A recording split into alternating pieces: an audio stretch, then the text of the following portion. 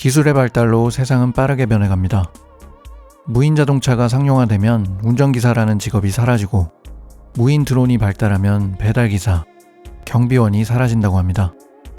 이런 급변하는 시대와는 다르게 우리가 대처하는 자세는 사뭇 다릅니다. 학생들이 하는 공부는 수능시험을 보기 위한 공부이거나 취업이 목적일 뿐이죠. 명절만 되면 여러분이 빠짐없이 듣는 이야기도 아마 똑같을 것입니다. 10대는 반에서 몇 등 했냐, 20대는 취업은 했냐처럼 말이죠. 우리는 이런 질문을 세뇌당할 정도로 듣고 자라왔습니다.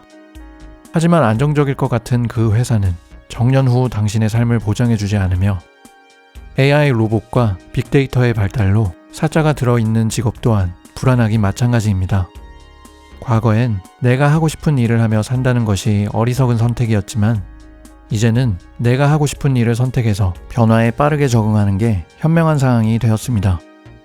안정적인 직업은 더 이상 없으며 죽기 전까지 두세 가지의 직업을 갖는 게 현실이 된 시대입니다. 이미 그 변화를 알고 적응한 사람들이 있는데 그들은 자신의 꿈을 찾으면서도 자유롭게 일하고 있습니다. 디지털 노마드입니다. 시간과 장소에 구애받지 않고 자유롭게 이동하며 일을 하는 신유목민이란 뜻을 가지고 있으며 그들의 이야기도 한 번쯤은 들어봤을 겁니다. 영화 보기가 취미였던 사람이 영화에 대한 자신의 감상을 담아 영상을 제작했고 유튜브 채널이 인정을 받아 평론가 못지않게 활동하고 있는 사람, 여행이 좋아 여행 후기를 공유했는데 여행 사업을 하게 된 사람, 나와는 전혀 관계없는 이야기 같나요? 어떤 일을 그만두고 다시 시작하는 것이 자연스러운 요즘이지만 해왔던 일을 그만두고 다른 일을 찾아 나서려 마음을 먹는 게 굉장히 어려운 일인 것 같습니다. 해보지 않은 일을 시작하기엔 두려움부터 앞서서 고민만 하느라 시간을 보내는 것이죠. 혹은 왜 남들 하는 대로 안 살고 그래? 도대체 뭐가 되려고? 라고 만류하는 부모님과 주변 사람들 때문에 망설이고 있을지도 모르겠습니다. 그렇다면 지금 현재의 디지털 노마드들은 두려움도 없고 반대하는 사람들도 없었으며 특별한 재능이 있어서 성공한 걸까요? 아닙니다. 그들에겐 명쾌하고 간단한 공통점들이 있었습니다. 남이 나에 대해 어떤 평가를 하든 마음에 두지 않고 자신의 뜻대로 행동을 먼저 시작했던 사람들이었습니다.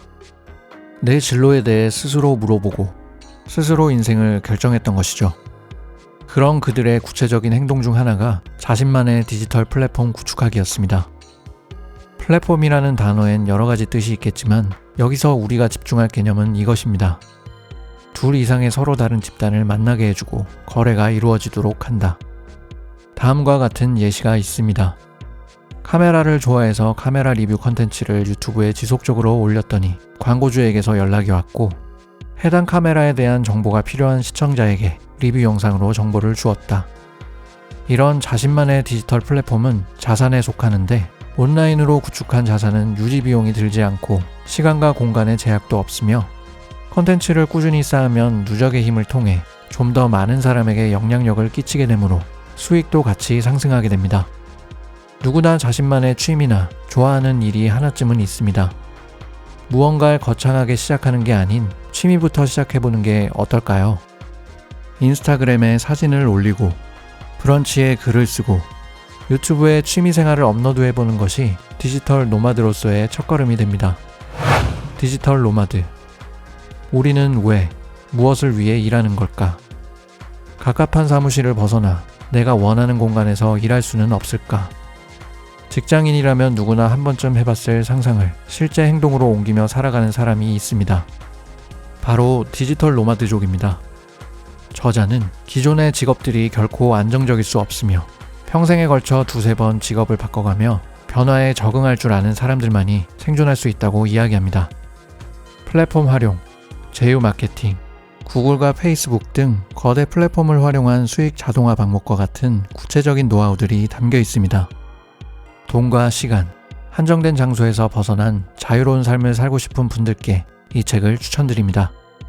지금까지 느낌 있는 책을 읽어주는 느낌책이었습니다.